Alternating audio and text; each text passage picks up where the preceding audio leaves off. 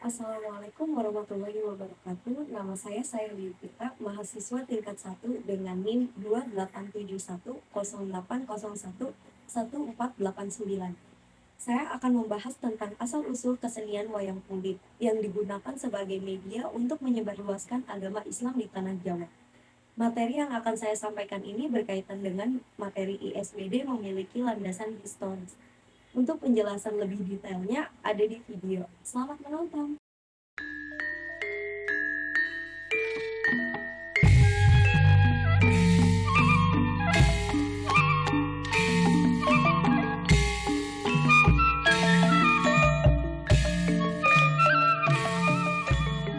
Wayang adalah sebuah seni pertunjukan Indonesia yang berkembang pesat dan sudah diakui dunia karena keunikan dan ciri khas yang dimilikinya.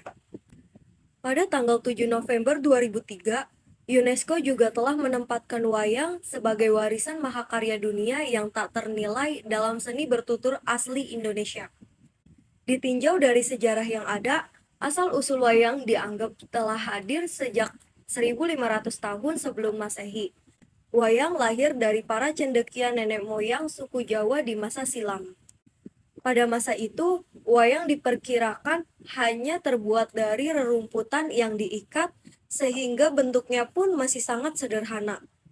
Hingga pada periode selanjutnya, wayang mulai dikembangkan dan dibuat menggunakan bahan-bahan lain seperti kulit binatang buruan atau kulit kayu, yang sampai saat ini juga masih digunakan dalam proses pembuatan wayang. Wayang dimainkan dalam ritual pemujaan roh nenek moyang dan dalam upacara-upacara adat Jawa.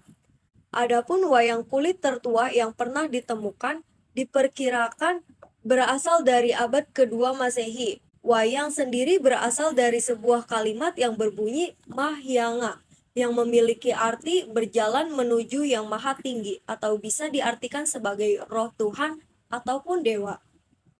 Akan tetapi ada sebagian orang yang berpendapat bahwa wayang berasal dari bahasa Jawa yang memiliki arti bayangan, atau dalam bahasa Indonesia baku diambil dari kata bayang.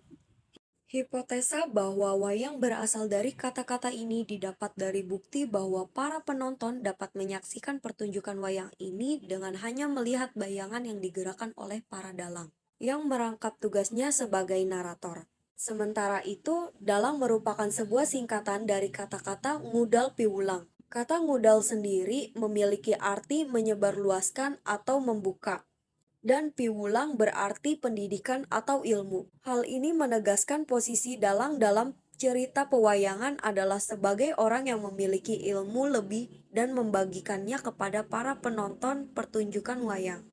Catatan sejarah pertama tentang adanya pertunjukan wayang mengacu pada sebuah prasasti yang bisa dilacak berasal dari tahun 930 Masehi, yang menyebutkan adanya sosok Galih Mawayang yang saat itulah sampai sekarang beberapa fitur teater boneka tradisional tetap ada.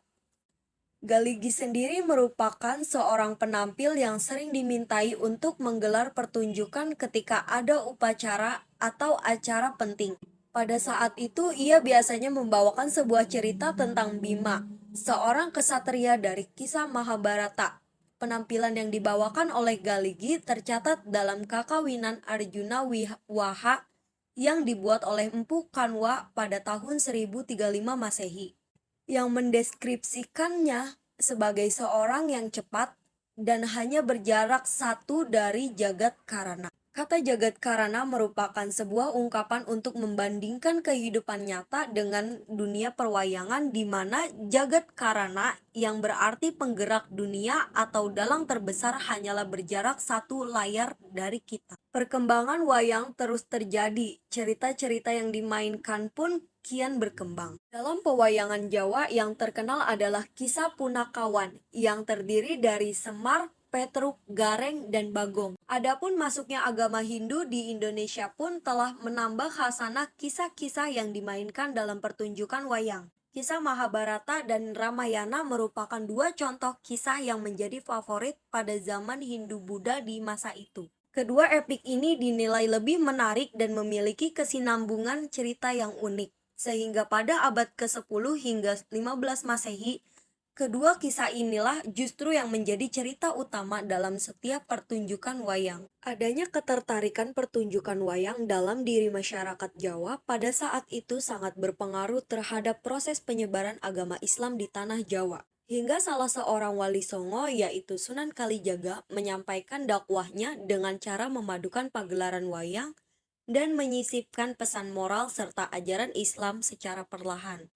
Beliau menggunakan cara tersebut karena bertujuan untuk mengundang banyak orang yang datang, agar masyarakat yang mayoritas masih memeluk agama Hindu dan Buddha itu tertarik untuk mengetahui kehidupan Islam lebih dalam. Dari perkembangannya, pertunjukan wayang juga diiringi dengan segala perlengkapan alat musik tradisional gamelan dan dilengkapi juga dengan sinden sebagai pengiring yang menyanyikan. Kedua pelengkap ini dihadirkan Sunan Kalijaga untuk menambah semarak pertunjukan wayang sehingga lebih menarik untuk ditonton. Pertunjukan wayang ini kemudian berkembang menjadi beberapa jenis. Salah satunya adalah wayang kulit.